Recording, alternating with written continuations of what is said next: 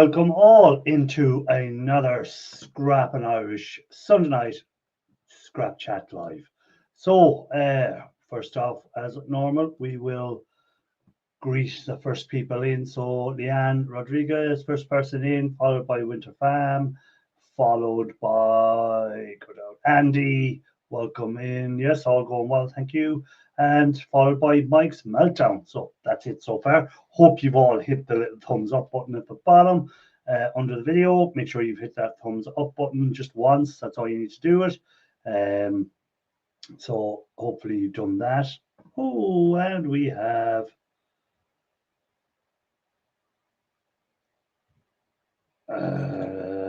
already. How's the Wi-Fi reception today in there?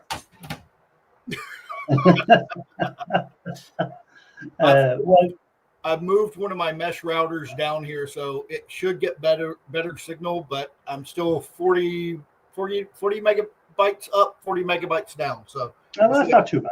That should be enough. Yeah. Welcome in to JRA Cat, Earl Fowler, and Ron Shoot. Welcome in.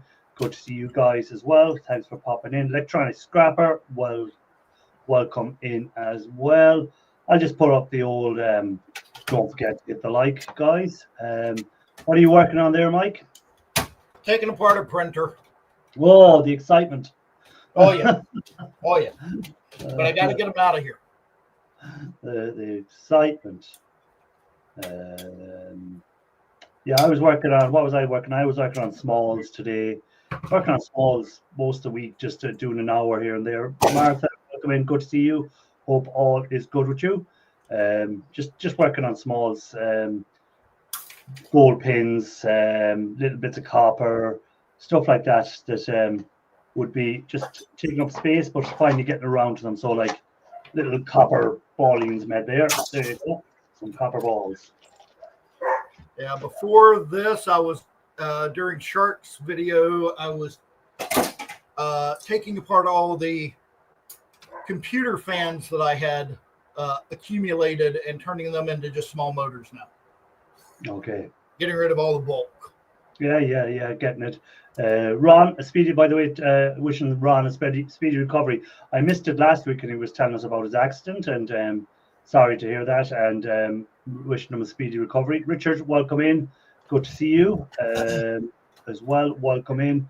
What has everyone else in the chat been working on? Yeah, JRK has put up the old crying and printers. So yes, that's the way I feel about printers as well. They have to be done if you have them, but they're just like never worth it. Yeah, never worth it. You know, they're nowhere near the quality of taking apart some PCs or something like that. But if you've got them built up, but hey, I'm talking about. Look at this. I'm breaking down like little things like this now that I have in my hand. Tiny little bits that have 4 little gold pins on it. And that's the sort of stuff I'm working on at the moment. I'm just trying to clear out all these smalls that I've built up. So, hey, see you scrapping. Welcome in. Yes, hard at copper. Bought home a large box of RAM. Need to clean some space on the big cool. Mike, love you got the stage where your hands are covered in ink yet. Have you got to the stage where the hands are covered in ink yet, Mike? Not yet. Just open this one up. Oh, okay. I noticed something new about StreamYards there, Shark. When you popped in now, up in the top corner it goes Shark Scrapper has just popped into the studio. So now I don't. You remember before when people would pop in, I'd missed them for ages. Their name pops up now to tell me they've actually popped in. So that's a new feature. See, you should not have told everyone that, because now you have no excuse for ignoring them. I know.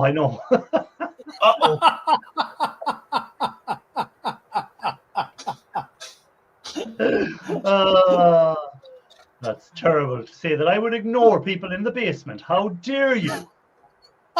How dare you? Insinuate accidentally, accidentally it happens, right? It does happen. No, it does happen. That's what, because I remember one day, was it Ralph or someone was down there for ages. Eventually they had to put a comment in, I'm in the basement. I go, oh, there you are. Now I noticed that I noticed that your logo is in the upper corner. So are you now on the paid version? Yes, I got the paid version for cheaper than I used to have it. Do you remember they sent me an email and it's working out now that I'm paying $18 a month for it. That's awesome. Yeah, so before they put the price up, I was paying $24 a month or 25. Then they put the price up to 40 something dollars a month, or $50 or something like that. So I got rid of it. And then they came back with an offer to me at $18 a month. Well, I think they came back with an offer of 20 something. I just ignored it. And then they came back with an 18, and I had 24 hours to decide $18 or not. And I just go, yeah, $18, that'll do. So, all righty. Yeah. So I am back with the full paid version of StreamYards, which means you can get me in 1080p if you wish.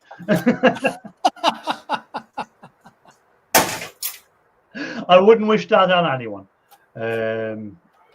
What's a local computer store shutting down, been helping? Oh, cool. So you're getting been helping. Joke, yeah. I hope you're making sure you're getting plenty of it. The Fonz is on the panel if anyone's wondering.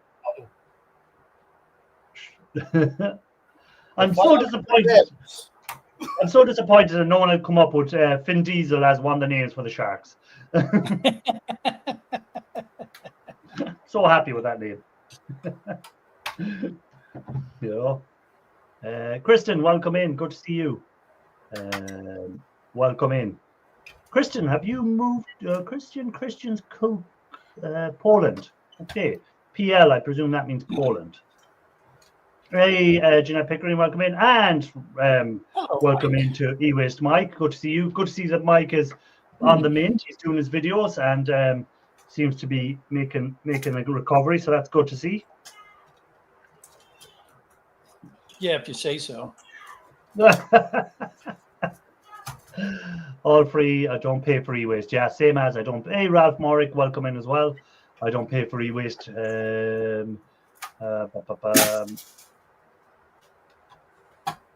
I had the worst experience this week with a potential client. Go on. Oh my God, it was just so aggravating. So they own a small computer shop here in town, and this woman was telling me that she's got a warehouse in a place that's about an hour from here, and she said it was full of computers. And so we made an agreement for me to come out and meet with her, take a look at them, give her an offer. So I drove out there one morning, and she wasn't there. And so I sent her a text. I made a phone call, no answer, no reply. Waited around for about 30 minutes. Somebody who was subleasing some space in her warehouse came over, asked me what was going on. I told them. And they said, yeah, she's not exactly the most punctual person in the world. And so I just said, you know what? I'm not messing with this. So I just sent her a message and said, I waited for half an hour. You couldn't bother to show up. I'm done. Don't bother contacting me again. Whoa, no messing with the shark. The shark bites back. It's just, she gave me this big song and dance about having all these computers and how much she needed the money, because her business was in a bad place and all this kind of stuff. I drove an hour to get there to meet her, and she couldn't bother to show up on time. I don't know. It's just, to me, that just tells me that there was just going to be nothing but problems in that business relationship moving forward. And did you? Were you not tempted to take a sneaky look inside to see what kind of numbers of computers she had in there? Oh, while I was waiting for her, I walked around and peered in every window that I could, and I didn't see a single computer at all. Oh, right. So now it was a big warehouse, so it's they may have been tucked away in a back corner or something like that. But it's just she knew that it was a 1 hour drive for me to get there, and she couldn't bother to show up. Yeah, sorry, I don't do business that way. So that's her loss if she's the one that needed the money. So It's her loss. She could, again, if I was trying to sell something and I needed the money, I'd definitely make sure I was, as you say, you make sure you're going to be there whatever time you say you're going to be there at. Or if you're going to be running late, at least if you're going to be running late, you'd send a text or something and say, look at running late, whatever. But to not even reply back is just rude. Yeah. Yeah. And I'm sure Mike remembers this saying from the Navy: early is on time is late, and late is unacceptable. Oh yeah. Hey, Cruiser Mac, good to see you, my friend. Late generally winds up with captain's mast. But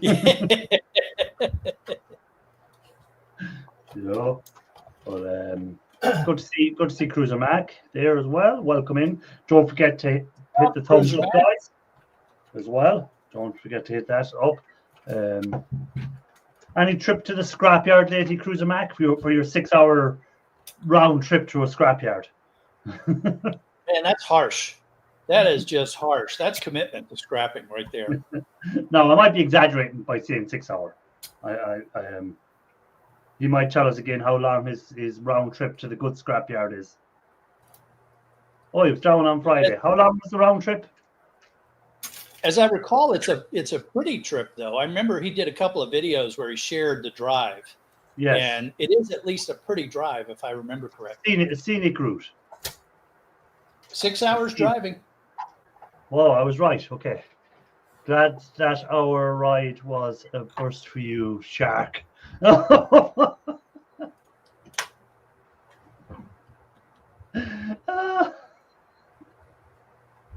gotta like Mike's answer there, huh? Are you sure? Right. You did meet this woman in person? It wasn't just someone on the phone, because it could be Mike pretending to be this woman and sending you on wild goose chases all over the place. No, we'd had a couple of conversations. Oh, that's good. Who's that? West Wickham Brewery. Welcome in. Good to see you, sir. Thanks for being in.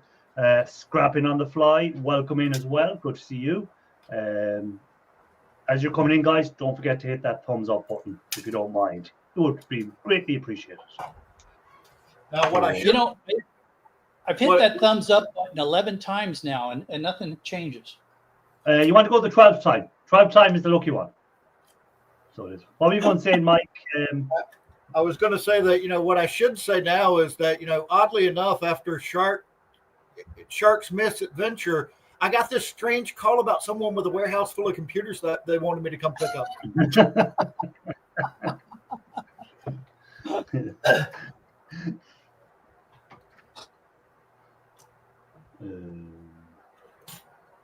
Yeah, I'd still be so tempted to see. I'd be afraid I'd miss out on something good in them computers. It'd be killing me not to see them. Well, she'd be real disappointed with me because I don't pay. Yeah, she'd be disappointed in me too. I don't pay either, so that would be the downside.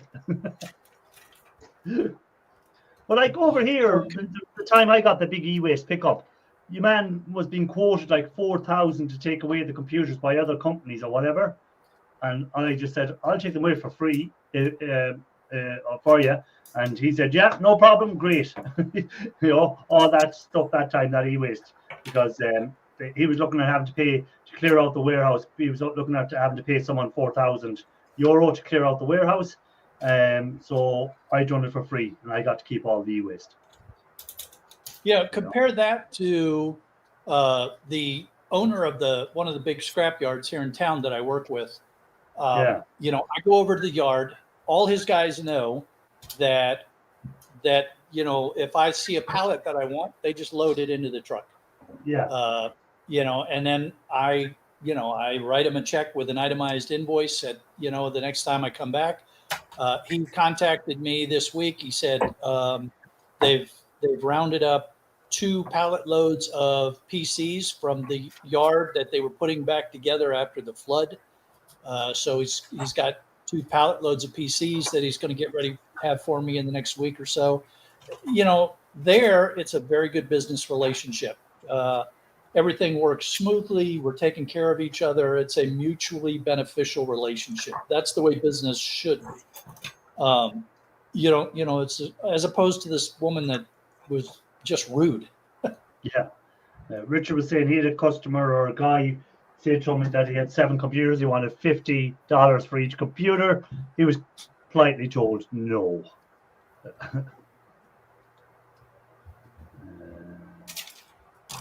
JRA Cat is wondering, are they more mud monsters than PCs you're going to be getting off the scrapyard from? Oh man, I hope not. I hope not. When you have to power wash a computer before you take it apart, it's not what you want to get. It's I mean,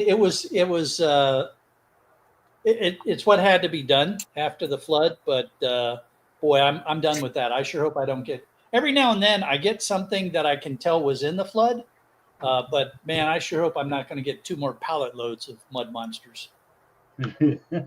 Well, they're there so long now. It mightn't be just mud monsters. There could be a lot of little insects living in them now, and little animals have set up homes in there. At least with the flood, they have an excuse. I'm taking apart computers that have so much dust inside. No wonder they died.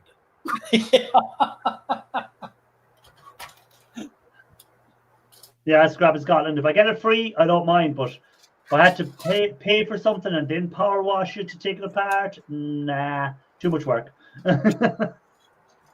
Too much work. Weather's been really good over here the last week, anyhow. So any scrap people are picking up, it's dry and it's not wet and stuff like that. So that's one good thing. Hey, so if you're here in the U.S. and you're looking for a good NA beer, I can recommend Sierra Nevada. Their Trail Pass stuff is really yummy. I'm sure they do an alcohol version too, do they? Oh, their real beers are really good too. So they have quite a variety of real beers. One of their breweries is right here where I live, so it's kind of cool to go over there for dinner. But I learned something. I learned a really interesting thing. I was asking one of the guys one time. I was like, "How come your NA beers don't come on tap?" It's like, aren't you brewing them right here? And the guy said the problem is that because the NA beers have so little alcohol, that we would have to clean and flush the lines and treat them the same way that we treat the soda machine. Okay. And so they're hesitant to do that because it requires so much extra work in order to keep the tasting fresh and clean. Okay, so they just sell the cans and bottles or whatever. Yeah. So, and then I learned that, of course, the next thing I learned was that here in the United States, at least, a NA beer can have up to 0.5% alcohol, but it's so little alcohol that you'll never be able to drink enough of it to get looped. Because your body is digesting it faster than you can actually get a buzz out of it. So you're never going to have to worry about, a breathalyzer test or getting hit as a DUI or something like that. If you're drinking NA beer. Cruiser Max said it's sacrilege, but I changed my tune a bit when I stopped drinking. There you go. I mean, I just got tired of. I stopped drinking a while ago to help my wife when she was diagnosed with cancer, and she stopped drinking. So we stopped drinking as a result of that. But I got tired of the sweet sodas and that kind of stuff, and I started experimenting. And it just some of the new NA beers really taste really good. Yeah, there you go. Oh, by the way, welcome in, Loafer. Sorry, I forgot to say hi to Loafer when he came in. Welcome in, Loafer.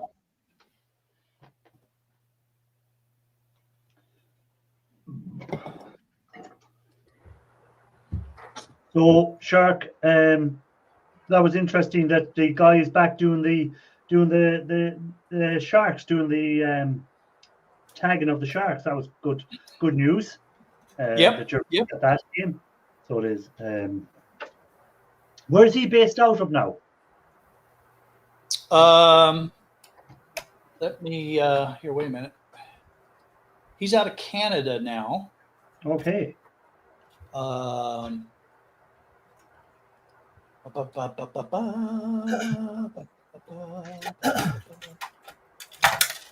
So now he's dealing with sharks with funny accents. Well, one of the reasons that he went up there was he's originally Canadian. Okay. But as part of his research, he discovered a great white hotspot was developing off the coast, and he wanted to get up there to be closer to researching that particular hotspot off of Nova Scotia. So he's operating out of Nova Scotia now, but he set it up as a U.S. not-for-profit 501(c), I believe it is. So there's a tax deduction if you donate directly to them. Earl, take care. Thanks for being in. Appreciate it. Earl has to pop off, so take care, Earl.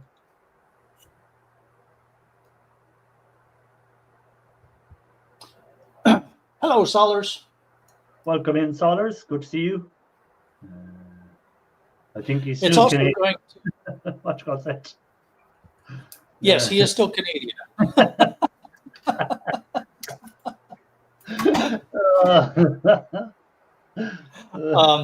It also is going to make things a little bit. It's different. When they were operating out of Miami, when he was part of the University of Miami, I went out tagging with them.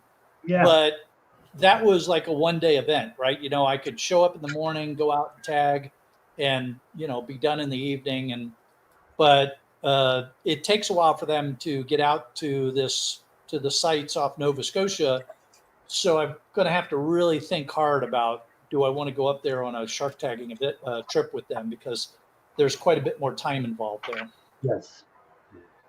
It would take a bit more of an effort than doing a one-day trip out or a half-day trip or whatever it was off Florida doing it. Yeah. No problem for me. My sister's got a house there. The water tends to be a bit chillier up there too, unless you get out into the Gulf Stream. So that's another issue to be concerned about. Very true. Might have some shrinkage. Your blood start flowing a bit when you see the shark coming towards you, so that'll bring your blood back up again. So I'd say you'll be okay. The adrenaline will keep you going. Oh yeah. Even when you're on a boat and you see the sharks around you, it gets your blood going. Yeah. Not for me. I don't think I'd survive it. I think I'd have a heart attack if I was in the water and looking at sharks coming towards me. I don't care what the person beside me was saying. Don't worry, they won't eat you. Don't worry. I don't think I'd still be too calm. Yeah. Well, and even the shark researchers that do this a lot, they get to recognize when they need to get out of the water. Yeah. So it's not as if you can just stay there no matter how many sharks or no matter what's going on.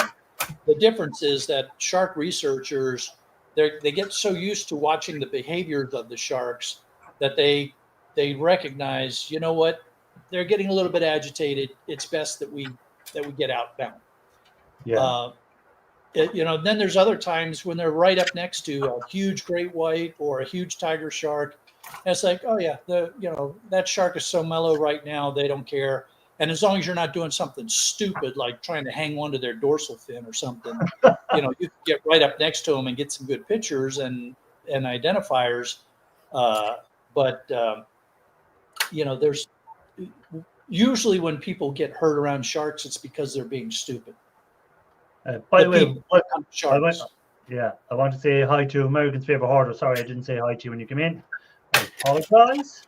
I'm just watching there. When it comes to big animals that can eat you, I will I know I never go alone, and that. Yeah, make sure if you're going to ever be in a dangerous area, make sure you're not the slowest person there.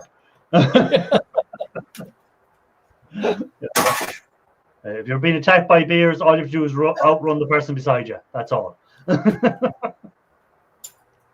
Just I got outrun this them. friend of mine from the Navy. The first time I met him, we were going out on a dive off Monterey, Naval Postgraduate School, and we're suiting up, and he puts this tiny little knife on his arm, and meanwhile I've got this great big 10-inch sword that I'm strapping to my leg, and I said to him, "Hey, what are you going to do with that little knife?" And he said, "Oh, it's for the sharks." And I said, "What are you going to? You can't hurt a shark with that knife." And he said, "Oh, I don't have to hurt the shark. I just have to make you bleed." Yeah, you're the dinner.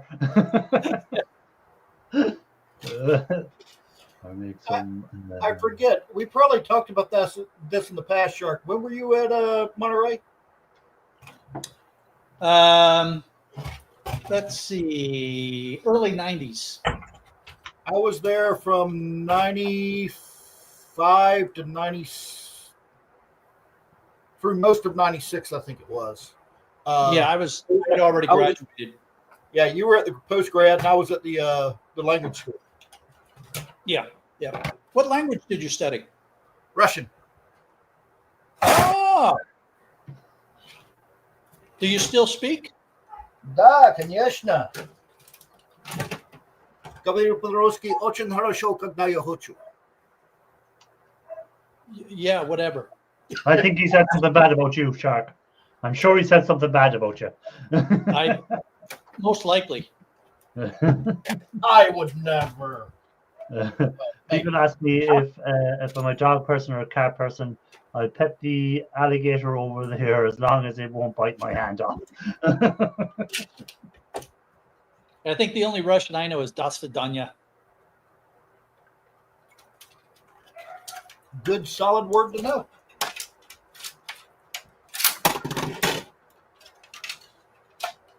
I never had to learn beer in Russian because I never had the opportunity to order a beer in Russia. But as a sailor in the Pacific side of the world, I learned how to say, "Can I get a beer?" in a lot of languages. Yeah.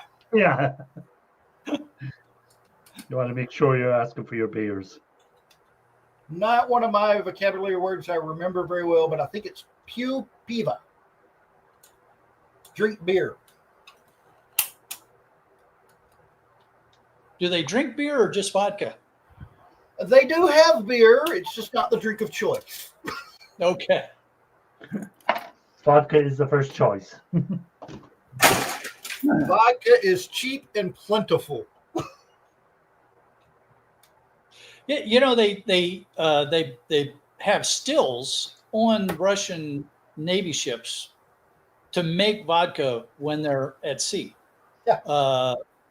Because it's part of the thing that they do is they give their sailors vodka when they're at sea, just like the Royal Navy still gives their sailors rum. The Canadian Navy still gives their sailors rum or beer. So they actually make vodka while they're at sea. And it's got multiple uses too. I mean, it's a great disinfectant. They can use it with their clothes to remove the smells without having to wash them. Really, I mean, they just use it for a lot of different things. Oh my God! Can you just imagine? It's like you wash out your clothes in the vodka, then you wring out the vodka over a glass, and it's flavored vodka. Oh There you God! go. How nasty that would be. A nice fragrance to the vodka. A bit of a rum was given to men prior to going over the. Yeah, I think you'd want a bit more. Sure, drugs were given to people in war. There were amphetamines and stuff like that with people to hype them up and get them to be braver than they were back in war. Or just to keep them awake.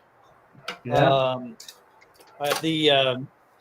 The German army during World War II, they used to give their soldiers, crack basically, so they could stay awake and push harder when they were on campaigns and things. Yeah. You know, but yeah. What about the best we could ever do aboard ship was coffee and no-dos. Hey, coffee kept you awake. Some of them. Coffee kept you awake. So it did. I remember the corpsman came in one time, and I just popped a couple of no-dos with black coffee. And he's like, hey, LT, at least put some cream in your coffee because those ulcers are going to hurt, man.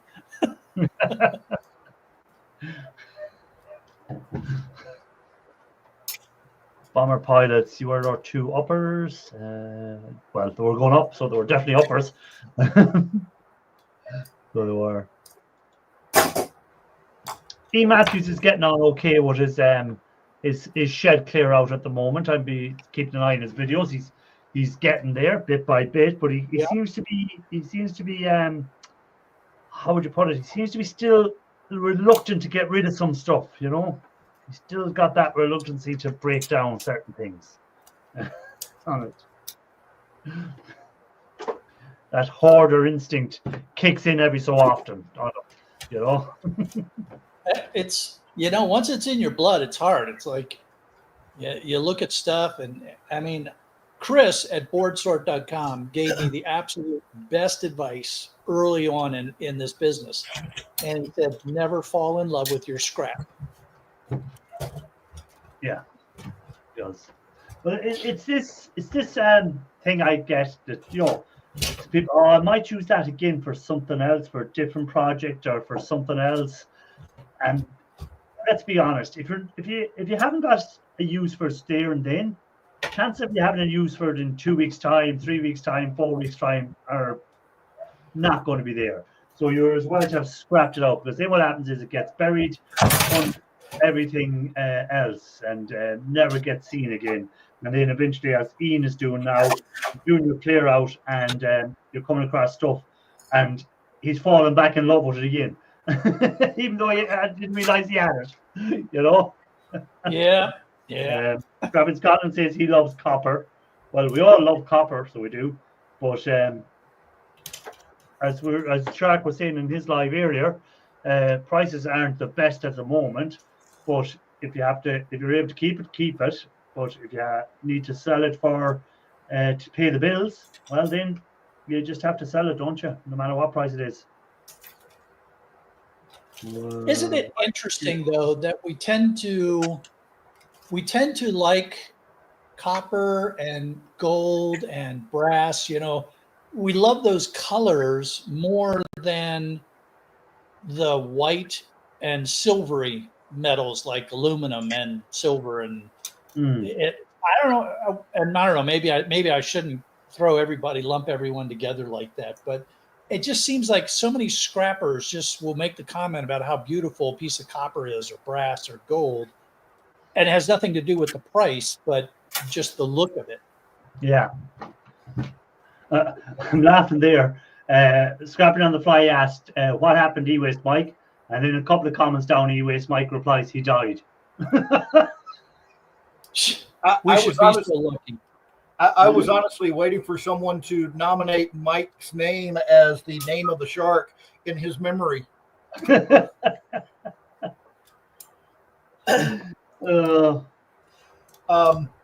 you also have to remember that gold and copper are the only, if I'm remembering correctly, they're the only two natural metals that have color. Everything else is silver, or a tone of silver. I think you might be right with that. Yeah, I think you might be right as well. I'm trying to think here of colors of metals.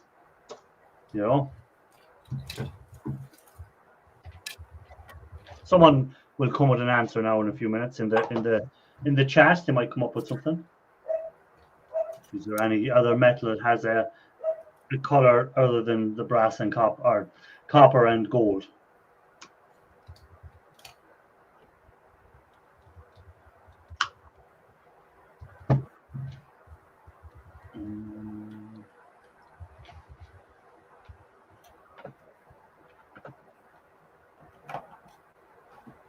Hey, Paul Frost, welcome in. Good to see you. Sorry, I didn't say hi when you came in. Welcome in. Good to see you. Hope all is good. I won a 10-ounce hand-poured bar of silver in an online quiz. I quoted poison on the bloke, but I suspect spammers. I'll nuclear. It's just spam, eggs, spam, chips, and spam notice. Oh, I'm not sure what is going on with Loafer there. Get off to US Mike. Well, US Mike is making an improvement anyway because he's back doing the videos. So if US Mike is doing videos, he's on the mend. That's the way I look at it. Yeah, unfortunately. Oh, he's on the mend. Unless he did die, and this is an AI version of Mike, you know, they might have taken over. The aliens might have taken over his body. I don't know. I think there are limits even to what AI is willing to do.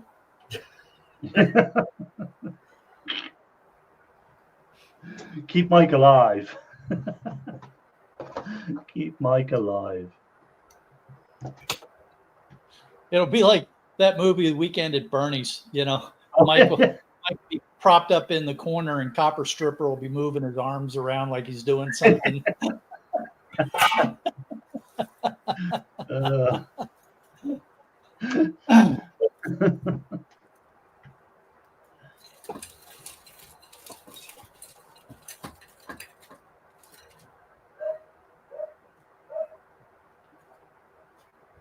I had a lot of fun at the shop this week. We had a new tenant move in. I have someone in the basement. I want to make sure it's the real person. Loafer, wave your hands. Yes, it's Loafer. That's all right. I wanted to make sure it wasn't someone pretending to be Loafer. Oh, cool. Hey, folks. Hey, man, how's it going? Oh, sort of ish. Sort of. I don't tell fibs. I've got it here. Show us the silver. 60,000 subscribers. May 2024. Backyard Bullion 999 finance silver. Edinburgh assay mark stamped. I won it in an online quiz and of course in Monty Python. No, it's even put a little business card in as well. Cool. Nice. And what weight did you say that bar is? 10 troy ounces. Cool. 10 ounces of silver. There we go. Yeah, it's not bad. He said if I suspect anybody's putting multiple accounts and multiple answers in, otherwise scamming, do they call it phishing or something? Yes. Something like that. Or spamming, that's the word. Spamming, putting multiple. But if I suspect it for any minute, I will disqualify you from the quiz. So I just quoted Monty Python. Oh, I was wondering what you meant by that. Now I know what you mean. Spam. It was a random draw, obviously. It wasn't based on comedic, but it was a random draw, which is nice. And when did you win that? 2024, a couple of years ago. So it's gone up around about in value, what I'd say, we're in about 10, 15%, 20%, something like that. That's cool. Yeah, it's pretty good. Although I did have a very, very distraught conversation with my bank manager, not my bank manager, with the fraud department of my bank. And I can't go into too much detail. I'm not going to mention the name of the bank. I got repeated messages to phone the bank back. So I eventually phoned them back and I actually spoke to a human being. It didn't sound too, shall we say, suspicious either. They said, can you verify such and such thing? I said, well, can you verify my name and address me inside leg measurement? I said, tell you what, my wife's bank with the same bank, but she's not changed her name from her maiden name to her married name. Can you tell me my wife's maiden name? She's at the same address and she banks at the same bank. So they answered that correctly. And he says, I'd like to go back to some purchase you made about 2 years ago. We suspect there might be some fraudulent activity on your account. So I went in and bought some gold. They were rare, numismatically graded coins. I think I mentioned this in a comment to you, Scrapping Irish, before. I said, well, why are you ringing me up now? It's 2 years ago. He said, well, we can't go into that because it's sub judice. So once again, I have to bite my tongue and I can't mention the name of the bullion dealer that I bought them off. But I'm really, really rather annoyed because when I first started thinking about hedging against inflation by investing in gold, I bought these numismatic coins, 9 ounces, very rare proof coins, slabbed and graded, and I paid way over the odds for them. And I know I rang up my bullion dealer in Manchester, in Lancashire. I can't mention the name, but there's only one bullion dealer in Lancashire. Lovely old bloke. He's been in the game for about 50 years.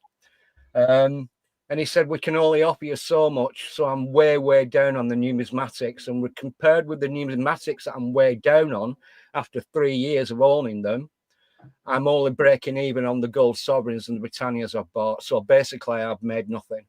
So I'm really, really peeved off, to say the very, very least. Because the price of gold's gone up 70%. Yeah. And there's no capital gains tax on it. There's no purchase tax on it. You just pay a percentage over spot on the whatever the value of gold is in that 5-minute time period. So for all the money I thought I was saving against a hedge against inflation, it's been written off by suspected fraud. And that's all I can say. It's sub judice. It might be open to fraud action by whoever. I know when you say fraud, do you mean it's not real gold, or no? It's real. It's real. Oh, but it may have been okay. I was just wondering. Okay. I've got it verified. It's real. It's just that the percentage over spot because of the rarity of these pieces, it was ridiculous. I mean, if you buy bullion off Atkinson's or bullion by post or Chards or what have you, on a typical gold sovereign, you'll pay around about 3% over spot price. Okay. I paid way over spot price for these rare pieces, and I'm really annoyed. I'll tell you why I'm really annoyed. When I first thought about doing it, I just mentioned it in a polite email, catching up with somebody, and I was on a Friday night, and I was working on the Sunday morning, and I got a phone call of this person who raced over on his motorbike, and he was pestering me while I was at work on a Sunday morning. Are you home yet? I said, no, I'll be home in half an hour. He said, I'm having a brew in Asda around the corner. And he came lurking up the driveway, shut the garage door behind me and said, do you want a contact? And I said, is this legitimate? It's totally legitimate, totally legal, as you know. And he was the person that recommended me to buy these rare pieces. And suffice to say, I'm really, really annoyed because it was my own effing brother that did it. Oh. I suspect that he might have actually got a kickback for recommending me, possibly. I don't know. I'm so annoyed. I'm so bloody annoyed. My head's all over the place. I'm very angry with myself. That'll be a bit of a disappointment, as you said. You were doing it as a future hedge against inflations and stuff, so that your money was kind of safe and wasn't losing its value. But then now you've ended up in a worse state. Yeah, well, no, not a worse state. It's around about broken even. Okay. But I spent hours trying to do the maths and comparing what it's gone up, and basically the sovereigns that I've got, I go normally target for the grade C ones because they're only around about 2.5, 2.8% above spot, whereas the newly minted stuff is it's only about an extra tenner, and you only pay £6 per delivery. You know, by registered recorded post that you have to sign for it. They don't dump it underneath your bin at the back and stuff a note through your door. They have to personally hand it to you and get a signature for it. Yeah. But I'm just really, really annoyed. I'm just dreading the next time he rings me up. I might lose it. My own brother. Now, I'm a bit concerned about ask Ian about it. Ian knows. Yeah, I'll talk to Ian. I was going to say there, Scrap and Scott, or who was it? Cruiser Max said, yeah, scrap silver, gold value only. You know, that sometimes, and Sharp just talked about this on his live to talk as well about the premiums on certain coins and stuff like that, and paying over the odds on it, and it not being really worth that in the end. Then you have to watch for it. It's very, very annoying. I actually liquidated 4 ounces. And what they offered me was around about £3,500 less than what I paid for them. They were the cheapest ones that I bought. There's one piece I paid an awful lot more than that for. Yeah, and I'm really, really, really frustrated. But the thing is that the numismatist at the bullion dealers spent a good 25 minutes trying to research if there was a possible market for these coins. And he came over and he said, that's all we can offer you.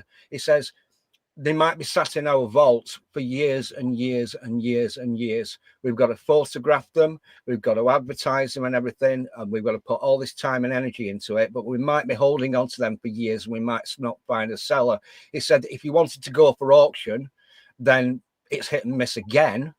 Because you have to pay the auction fees for registering it. If it doesn't make your minimum, then you've got to retract it and you lose your auction fees. And if you do sell it, then you've got to pay a percentage to the auction company for actually getting rid of it. And the bullion dealer, the numismatist, said to me, we could hold them for years and years and years and not sell them. If you wanted to auction it, or you could privately auction them or privately sell them. But once again, whoever is the intermediary, and we're not willing to do that, might take a huge percentage cut.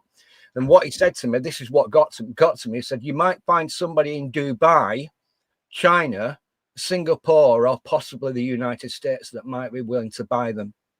But then again, you're entering into essentially a buyer's market because you've paid way over the odds. So I'm really annoyed. That's where, if I was buying gold or something, I'd be always looking at just gold bars. I wouldn't be looking at buying what the hell is this in the basement? Give me a minute. A very loud shirt on this person. Oh, dear God. Oh, good evening, gentlemen. And cheers, everyone. Where in the hell are you? Tunisia. Oh, my God. Can you hear me? Haven't you got a great life, don't you? But I could not miss a scrapping Irish live stream. Last week you were dying. Hello, hello, Shirk, Mike. And I can't read the others. Loafer. It's that idiot from Sheffield. His sound is gone. He can't hear us. Come on. Can you hear us? Yeah. You're all breaking up. So did Ian say he was in Tunisia? Yes. Ian was in Tunisia with a very loud shirt on him. Last week he was dying with a flu, and this week he's out in Tunisia. There you go. That man is living the life. But, I was not aware that he had a shop in Tunisia. I was saying, the green screen looks a lot different than normal green screening I have. Oh, he's back. Is he back? No, he's no picture yet. He's trying to get back in the basement, but it's just saying Ian Matthews, but no picture. Because if I add it to the screen, all we have is a black screen. Oh, he's back.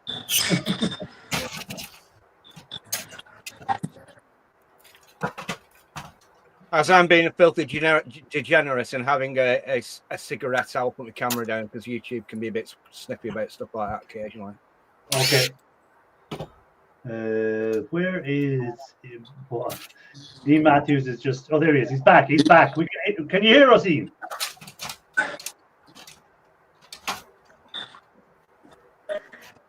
Where is he at the airport or where is he? I can hear you, just. Okay, where are you? Tunisia.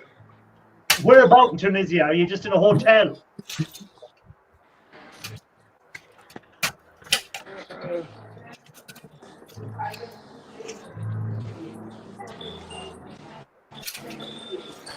He's moving around the place. An all-inclusive buffet. Ian, if you don't know where you are, you're in trouble. Oh, one hotel in the resort. Okay, we found it. And now he's put his camera up and said, "Oh, Lord, he's an idiot."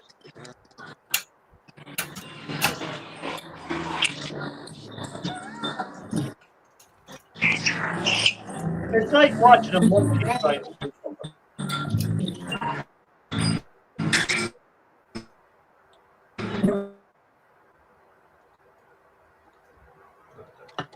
And he's gone again. And he's gone again. It was like watching a monkey. But as you were saying there about buying gold, you have to be so careful on buying gold, especially coins that people will say are worth more. Because at the end of the day, as unfortunately Loafer is discovering now, when he's going to sell these, is they're only worth what people are willing to pay. And if the market isn't out there for them, and you paid a premium on them, and you've been told, and you reliably being told that these are going to be such a coin, and they're such a sought after coin, and they're worth so much, and they're going to be worth so much more, and they're going to be worth, and they're going to be sought after, sometimes it doesn't work out that way. So yeah, well, like I said, the case might be sub judice, so it might be Yeah. under review by the Yeah. authorities investigating it. So I Yeah. can't name drop. The Yeah, name yeah, of- no, I'm not Got it saying wrong. anything like that. I'm saying that you probably thought you got all the information and all the correct information, but sometimes that information mightn't be. As you said, it might be fraud information you're getting. So, Although I did do a bit of research into the company, two of the directors have resigned. They've only got one director and another one being appointed. The Trustpilot gave them a 50% rating, which even on Trustpilot is not very good. And also, I looked at the declared assets on the government website, because every company has to declare their financial standing, and their assets were less than £10,000. And considering it's a company that deals in very high value items, when you've got less than that in assets total saved, you've got a low Trustpilot scheme standing, then I definitely do think that I was missold. I'm just really, really annoyed that, like I said, it was my own brother that recommended the purchase to me. And I'm wondering, I'm trying to now to sort of second guess why he did that. So, well, did he buy any of the coins? say again? Did he buy some as well? He said he had, but he never showed them to me. He said that they were in vaults. So yeah, my little collection is in a vault. It's only £150 a year, but it's for peace of mind. Yes. Yeah. The only thing I do keep is a 1966 Queen Elizabeth II headed sovereign in my wallet. I rub it for good luck, and that 10-ounce Pro bar silver that I showed you. Yeah, as Andy said there, we can't talk too much about it, because if it does go to court, we could cause an issue for Loafer on it. It's sub judice. I have been very careful not to mention any of the names. Yeah, so long as we don't mention names or anything like that, we're okay. So we'll move on from that. We just give a generic thing to people to say, if you're buying coins or you're buying gold online, sometimes if it's too good, or if someone is making it out to be better than it is, then do your own research on it as well, or do something else. Because sometimes if people are saying, "Oh, this is a great deal and this is once in a lifetime and it's never going to happen again," It's true. It's not true. Yeah, the chances are there's something there. I'd even be careful about using things like eBay or anything like that. If I can name drop, if there's anybody thinking, I mean, it's the price, as you well know, is like stagnated recently, but it's up 73% over the last 3-year cycle. But if you wanted good advice on investing in bullion coins of the realm in the United Kingdom, you cannot buy anything else like Krugerrands or anything like that, because they are subject to purchase tax. If you're buying sovereigns or Britannias in the UK, they are not subject to a purchase tax, and they are not subject to a sales tax unless you liquidate, I think, more than £26,000 worth per year. It's tax free. But if you go on the Silver Forum, I will name drop the Silver Forum, you can get some very good advice off other people in there. They seem like a trustworthy group of people. Yeah, as I always say, I've contacted quite a few people, and they've over the last year or so, and they said, "Oh my, you've got burnt." Yeah, but as I say there, always do loads of research. If it's too good to be true, it's usually some reason. No one's going to give you gold at a certain price and say it's going to be worth something else. We know what gold is selling at because we know gold is worth $3,300 and whatever dollars. So then you have to work out, well, if the coin is an ounce and this guy is selling it at whatever price. Is it real gold? Is it not real gold? Then if he's telling me there's a premium of so much on it, how long will it take me for gold to rise to that value so that I break even? Stuff like that. It's dealing on coins. Yeah, it's very dangerous, I think personally, because you're relying on buyers wanting that particular coin, wanting that particular thing. So that's the only thing I would say on it. Yeah, You know? numismatic values are very different from bullion values. Yeah. And I just wanted to say that, you know, it sounds like the government is trying to protect you guys in the UK. Here in the States, there are literally, I mean, there's commercials about, oh, you can buy this proof Morgan dollar for $30, and if you go and look at the U.S. government mint, they're selling it for $20. Yeah. And there's no protection for people here. It's buyer beware. So unless they're offering you something that is actual fraudulent, meaning that it's they're selling it as pure silver and it's not pure silver, there's no protection. Yeah. So definitely be aware. Oh yeah, when you see that on these websites, these Chinese websites that are selling gold chains, 24 karat gold chain for such a price, and making out to be a solid gold chain. If it was 24 karat gold chain, they weighed that amount, they wouldn't be selling it at the price they're selling it at. They don't make it. They don't make it. I think 18 karat is Asian gold because it's got copper and silver in it to stop it. You can't get 24 karat gold jewelry. It's just too soft. It'll break. Well, you can get it. It is available. There is 24 karat gold out there, but most people don't want to buy 24 karat jewelry, as you said. They're loafer because it's too soft. If you buy if you got a 24 karat gold ring made, I guarantee you within 6 months it's gone out of shape because it's too soft of a metal. That's why they always mix it in with other metal to strengthen it up so that it holds its shape. As the man said, they're better buying Lego sets. Lego is one of them dear things. I've got a 10 karat gold ring upstairs that I've got a dent in. He was right, you're better off buying Lego sets because some of the old ones are highly collectible. Yeah, my little lad's not into Lego anymore, so we've got all the Lego sets in the loft. So when he builds something, and he's very good at assembling these, some of them complex pieces, like the Titanic, he were obsessed with that. His mother, the missus, goes absolutely mental if he loses the assembly instructions or a single brick because. Collects them all, stuffs them up in the loft, and usually picks the hottest day of the year to send muggins here up into the loft to go and retract it all along with all the other crap that she's accumulated up there. Well, that's why I always say it's nice to street scrapping was keep an eye for Lego sets and Lego pieces because there's such an aftermarket for them. You see the prices that people are selling bits of Lego, like a bag of Lego bits for whatever price. It's not even a full set. It's just like bits, a bag weighing 1 kg of Lego bits, and the prices you can see them on eBay selling for. Again, there is no inherent value in Legos other than what stupid people are willing to pay for Legos. So you get into that market in your own risk. It's at least with silver or gold, there is other inherent value in the metal other than what people are willing to pay if it looks pretty. So it's just be very, very careful. I had a couple of bags of Legos that I found and I put them up on the market and it was hard as hell to sell them.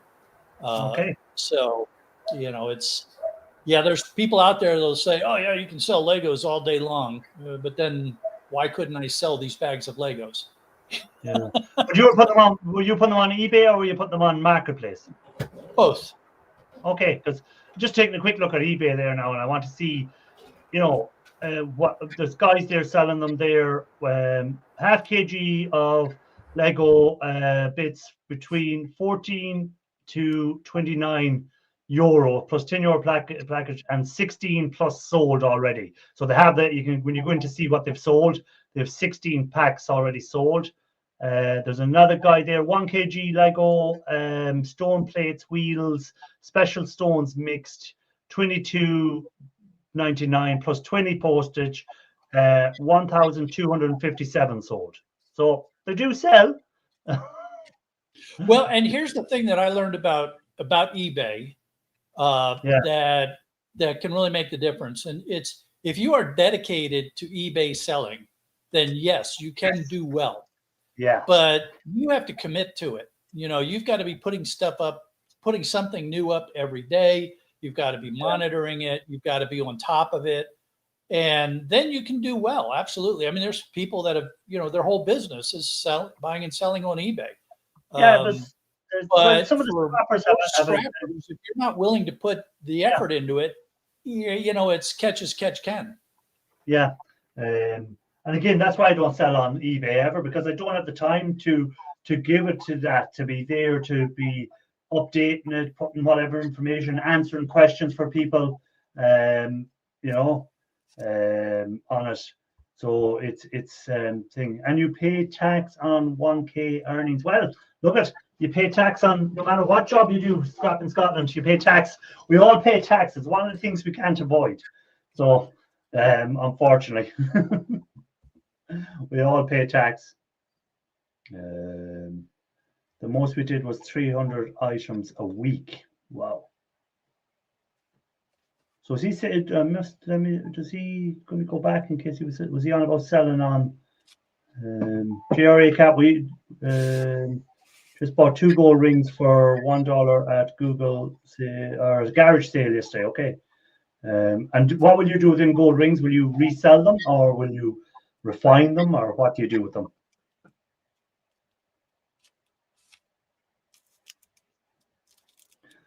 I know, selling your own stuff. I know you've already paid tax on it when you bought it, so there was VAT or whatever on the item when you bought it, and now when you sell it, you have to pay it again.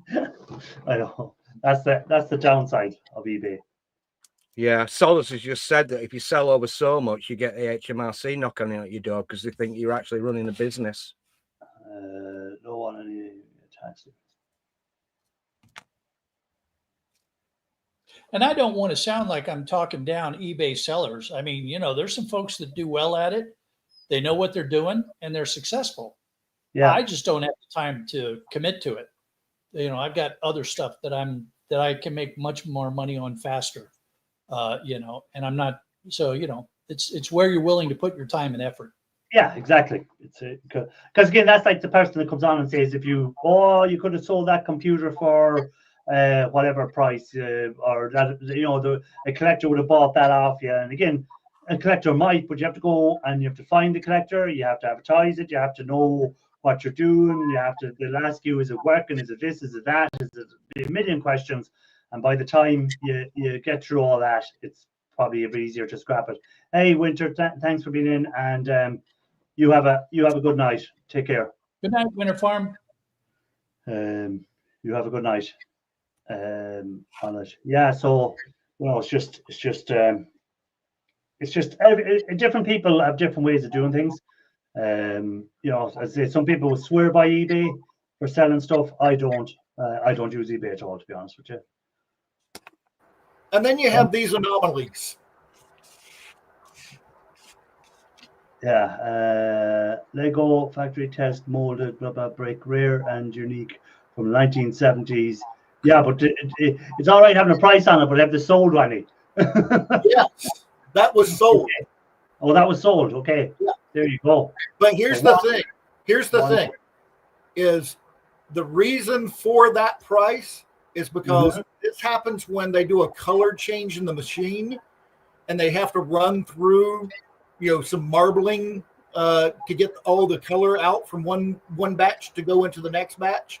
Yes. Those are not supposed to leave the factory. Okay. Employees were literally stealing them and taking them out of the factory, and then they became, you know, known and popular, and so they sell for hundreds of dollars for a simple brick.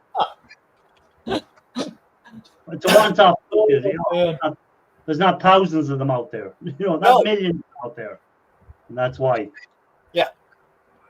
You know, there's not millions of them. Ian, take it easy. Enjoy your holiday, Ian Matthews. You have the life of Riley, you do. But yes, those are the exceptions, not the rules. And Ian, if you're doing on the beach, if you're heading for the beach or anything, we don't want any of them photos that we seen when you were sunbathing on the balconies. We don't need to see any of them type photos.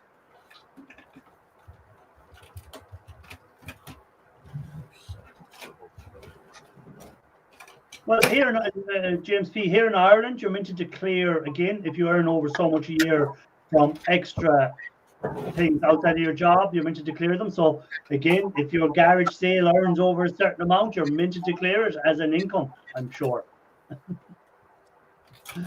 You know, I don't know how it is in America. Do you have, if your hobby earns over a certain amount, do you have to pay a tax on it over there, Shark, or what's the story? So technically in the United States, you have to report all income no matter how it's derived. Okay. So what, you know, but of course, what a lot of people do is if they have a garage sale or, you know, something like that, and it's a cash transaction, they forget to declare it because there's no way to track it. Yeah. Forget, of course, forget. So So it is everywhere. You're like, you know, it's no different in any part of the world. It's same here if you're meant to declare all your earnings. yeah. And there's a lot of people here in the US that have these misconceptions about, I mean, I have literally had people tell me that they don't have to report cash transactions. You know, and it's wrong. It's just flat wrong. You know, a US citizen is supposed to report all income, no matter how it's derived, even if you derive income from bartered products.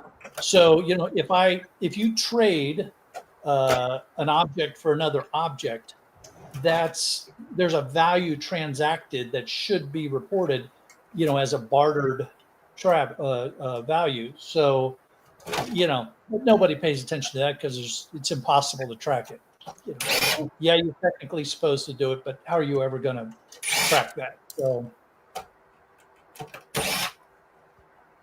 yeah, that's the other side. How are you ever going to track it? Especially if bartered. How would they work out a value on something like? Because again, say something was, let's say for instance Legos. For instance, I swapped Legos for a tire for a car. How do you work out a value there? You know, fair market value. You know, you would just go. You would look at what is a similar tire worth. You know, you'd find 3 or 4 of them selling in your area, determine what they're worth. You know, you do the same thing with the Lego, which would be much more difficult, but you know, you would have to somehow come up with a fair market value and demonstrate how you came up with that value. You know, so it's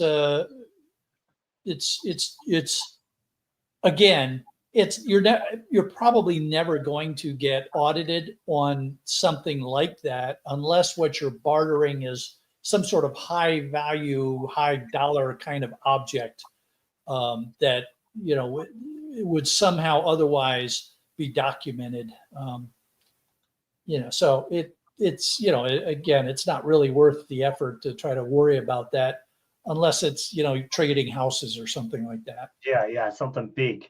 You know, trading like four gold bars for a house.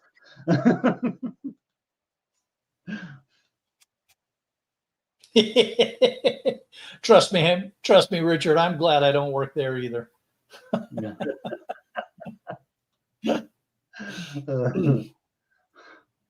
You know, I tell my accountant when tax season rolls around, I remind them every year. I am more than willing to pay whatever the law requires required to pay. I'm also willing to take every legal deduction that I am allowed to take. Yeah. The one thing I don't ever want to have happen is have the IRS come knocking on my door. Best thing to have is a decent accountant. They could save you an awful lot of money, and then if you do get the knock, you just say, "Speak to my accountant."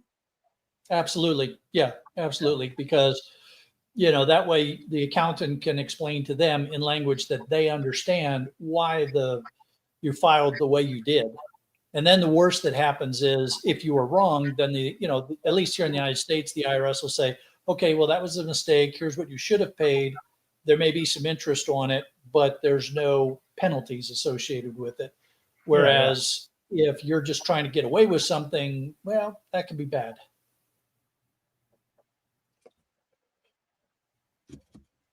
One of the problems being a sole trader and being self-employed, well, primarily self-employed, I do have 2 jobs, is the fact that it's an absolute mess of legislation to actually get through when it comes to actually declaring your income to HMRC every year. So if you actually employ an accountant, and I do all the legwork and the donkey work, and I break it down month by month, income, expenditure, what I can write off, what I purchased on tools, deductibles, things like that.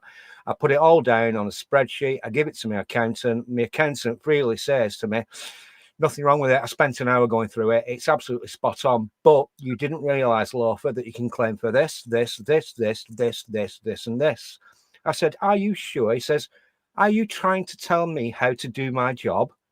And I get that from customers when I'm doing my job, and I feel like saying it to the customer. So I'm thinking, you've got a bloody good point there, mate. Yeah. I said, I won't question.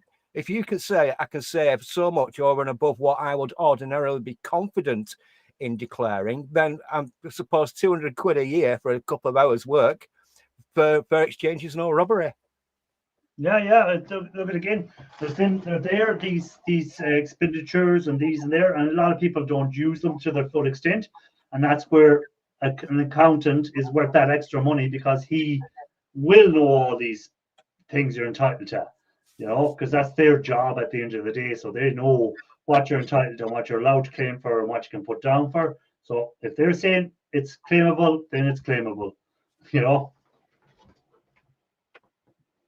Anyhow, before we finish up, I'll shoot around and ask everyone what they've planned for the week. So, Michael, what have you planned for the week? More shop cleanup. That's all I'm going through. You saw what the shop looks like here. It's chaos. I've got to get through everything and try to get it all sorted, broken down as much as possible, get all the plastic out, get the steel out, and just have the electronics left. There we go. So that's what the plan for this week is. Loafer, do you want to say what your plan for the week is? My plans for the week, I'm near a 60-year-old than a 55-year-old, and it's showing. Try and get a bathroom refit done. Everything's being knocked back to bare brick. All the plasterboard's coming off the stud walls. I've got to rearrange a bathroom refit, running in a load of plastic underneath the floors, lowering the floor for the tiler. I'm not doing the tiling because the 10mm thick porcelain, 4 foot by 2 foot tiles, I ain't doing it. But the problem is I've got to get a thermostatic trigger activated body washer into the wall next to the toilet, and it's got to go in a brick wall. So I'm thinking about how to actually install that. And the worst thing about it is that it's not chrome plated, it's not black, everything is brushed brass, and the plumbers merchants don't routinely stock brushed brass accessories. So I've been on eBay ordering stuff in, and the radiator valves only took a week and a half to arrive. So I'll be on that this week, and I've been saying it for years. No more big bathroom refits. I'm just getting too old. Yeah. But the copper tube, the customer's already got his eyes on the copper tube. No, He's already separated it all. I threw it all in junk pile. I came back the next day, let myself in at the back door, and all the copper tube were back in there. So I'm thinking, oh no. So you're not going to get the bonus of the copper tube. Not going to get that bonus. No, not for all the miscellaneous stuff, fixings and everything I use, gas, flux, solder, wire, wool, all that sort of stuff. Oh, if the bugger's going to play games like this, I'm going to charge for every single end feed coupler, whether it's 30p or 50p or not. It's going on the bloody bill. As soon as I finish the first fix, because I'm not doing the tiling, I will immediately invoice, and I want prompt payment. Yeah, that's it. Exactly. It's a new customer, and I'm just going to say I'm a little bit suspect. I'm too long in the few remaining teeth that I've got to actually trust. I made it explicitly clear. I said, look, you're a new customer. I said, you don't know me from Adam. You've only got me from references or quality of my workmanship that I did for your friend 12 years ago now. I said, so when I finish the job, I want prompt payment for first fix, Otherwise, I won't be turning up to complete the job. So once again, I'm very concerned about this because there's no guarantee. As a one-man band, if I was taken to the small claims court, it would have been he said, she said, and unfortunately, everything has been word of mouth by now. I've got his email address and I've sent him across everything, but he's not acknowledged it as of yet. But I closed that laptop that I use for me and my phone that I use for work. It gets turned off on a Friday night and it gets turned back on a Sunday evening. I do not work Fridays through Saturdays. I need time off. I need time off. Well, I have to move on to Shark here. So, Shark, what's your plan for the week? Monday is going to be really busy. I got a freight pickup with a Gaylord box heading out to board sort, plus a few other pickups that have to happen somehow in the day there. And then it's scrapping, and videos and just the usual kind of stuff going on. Okay. Busy week. Okay, so as always, guys, appreciate everyone that was in, everyone on the panel, everyone in the chat. Don't forget to give the thumbs up before you go if you haven't already done the thumbs up. And we shall hopefully catch you again next Sunday. I'm putting the link in for Everyday Solars, so the link is gone in there. It's not a live tonight. She's doing a premiere. I think it is just a premiere tonight. So we'll see you all over there at that side, guys. So as always, thanks for being in, guys. Take it easy. See you all next week.